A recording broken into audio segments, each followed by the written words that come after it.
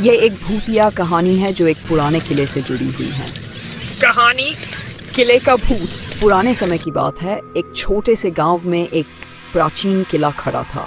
यह किला अब टूट फूट चुका था, लेकिन लोग कहते थे कि यहाँ रात के समय कुछ अजीब घटनाएं होती थी। रात को कोई आवाजें आती, जैसे कि चलने की आवाजें, या कभी किले की ऊंची मीनार से किसी के चीखने की आवाज सुनाई देती।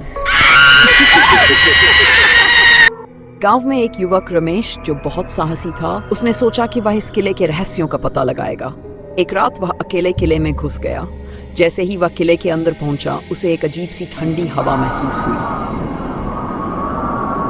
अचानक उसकी नजरें एक कांच के दरवाजे पर पड़ी और वह महसूस करने लगा जैसे किसी ने उसे अंदर देखा हो। रमेश ने डर के बावजूद दरवाजा खोला और अंदर जाकर देखा। वहां एक खंडहर था जिसमें एक पुरानी तस्वीर लटकी हुई थी। तस्वीर में एक खूबसूरत महिला की छवि थी जो बहुत दुखी नजर आ रही थी। रमेश ने उस तस्वीर को और गौर से देखा और उसके पास जाकर देखा कि तस्वीर के नीचे एक पुरानी चिट्ठी पड़ी थी।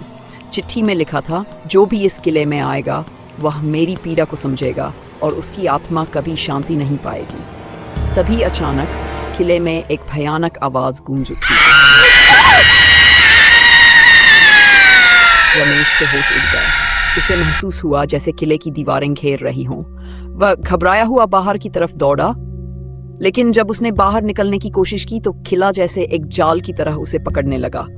किसी तरह वह बाहर भागने में सफल हुआ, लेकिन उसके बाद से रमेश कभी किले की तरफ नहीं गया। लोगों का कहना था कि वह किले का भूत था जिसने उस युवक को डर के मारे जान से मारने की कोशिश की थी। आज भी वह किला खड़ा है और लोग कहते हैं कि रात के समय वहां एक महिला की आत्मा दिखाई देती है जो अपनी पीड़ा से मुक्त नहीं हो पाई।